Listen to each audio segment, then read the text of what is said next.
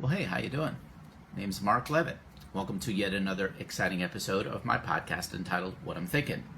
This is the election super spectacular because of the upcoming election. I'm devoting this whole broadcast, well, a lot of this broadcast, to the upcoming election. Well, ladies and gentlemen, we're nearing the finish line, and I just gotta say, it's been a wild ride. And well, hey, Mark, how you doing? Well, hey, Murphys, what a surprise. How are you doing? Oh, I'm just fine. Well, I see here, looks like you voted, right, Murphys? Well, how astute of you, Mark. Yeah, I don't know if this is okay or not. Do you mind saying who you voted for, Murphys? Well, I don't know how anyone in good conscience won't vote for Joe Biden. Oh, so you voted for Joe Biden, Okay. Now, some feel that Joe Biden might be controlled by the radical left. Well, Mark, the man is 74 years old. He'd be controlled by a stiff wind. You have a point there, Murphys. I mean, virtually anything. Yeah, but Trump, Mark, he needs to go. All right, Murphys. Now, I never knew you had such strong political views. Well, I see your I voted button, and I just got to ask you, what's going on?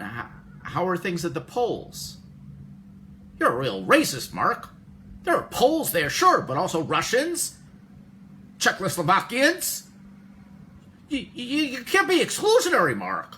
I didn't know I was being exclusionary, Murphys. I had no idea. I'm talking about the polling places, Murphys, the places where you vote. Where you push the lever or whatever they have going on now at the polling booth. The polling places. Well, Mark, I'm a student of semantics. Semantics, Mark. You should always be precise in your language. You weren't precise, Mark. You weren't precise. Well, I'm sorry, Murphys. I didn't realize precision is the most important thing to you.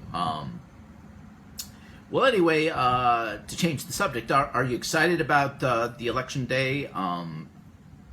You excited for it? Well, Mark, my favorite part of the election night is when CNN anchor John King puts up that electronic map of the electoral college, and he analyzes things, talks about the different scenarios that might play out. Oh, you like that, do you? You like John King?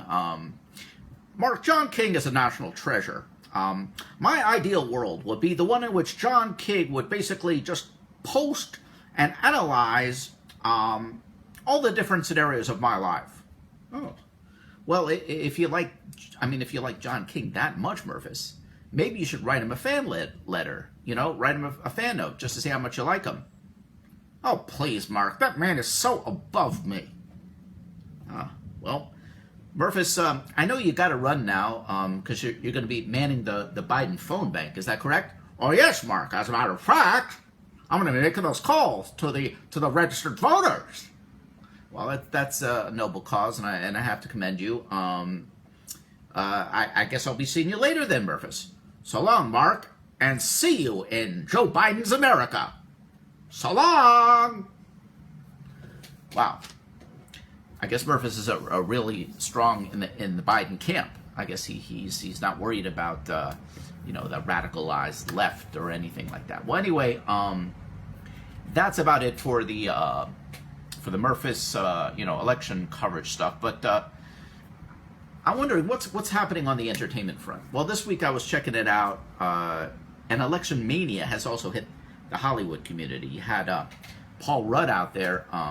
He was basically handing cookies to registered voters who were waiting in line at the polling places. They were all standing out there. It was raining out, storming, really bad weather conditions. So Paul Rudd was out there handing out cookies. But I just got to ask, wouldn't it have made more sense to hand out umbrellas? Call me crazy, but if I'm standing out in the middle of the line and, Paul Rudd peeks his head out and hands me a soggy fig Newton and says, "Thanks for voting. Enjoy your future hypoglycemia and diabetes." That wouldn't exactly be the high point of my life. What else has been going? Well, this week we learned that Chelsea Handler had a massive crush on New York Mayor Andrew Cuomo. Yeah, I guess she felt comforted by his daily COVID press conferences. She really felt he was the man for her. He's really whatever. But, I mean, that guy, isn't he incredibly wrinkled? He's like a live-action raisin, basically. I don't know how anyone, I can understand the comfort factor, but the man is shriveled, frankly. And I can't see any romantic scenario in which would play out with someone like that. Not that I want to picture him in a romantic scenario, you understand. So anyway, I was watching The Voice the other day, and every other auditioning vocalist on that show was a country singer. And I'm thinking to myself, how did country music get that big? And then it occurred to me that every other award show is a country music award show. You have, what is there, like the Country Music Awards, the American Country Music Awards, the Country American Music Awards, even have, Blake Shelton and Gwen Stefani's Tractor Pull and Hoedown Awards. Frankly, they're cornering the market. It's really ridiculous. I guess they have a monopoly on everything. Lately, I've been seeing also so many dudes out there who are basically growing massive facial hair to compensate for their baldness. I guess they think they need to prove to themselves that they're still men by growing hair in other places, other parts of their body. And I'm like, that's great and all, Clyde, but you've grown hair on your ass. I mean, what good is that? There's no call for ass hair out there. There's no demand for it. The butt hair market is really soft right now, real soft. I can't see that anyone out there would really want that. So anyway, on that butt hair note, I think it's a good time to leave the broadcast, to end it for this evening. I guess by our next broadcast, we'll know the outcome of the election. Hopefully, if there's no ballot shenanigans, we'll know the outcome. So till then, try not to loot, okay? Just try not to loot. Do your best. I've been your host, Mark Levitt. Thanks again for watching. And on behalf of Murphys, peace out, y'all.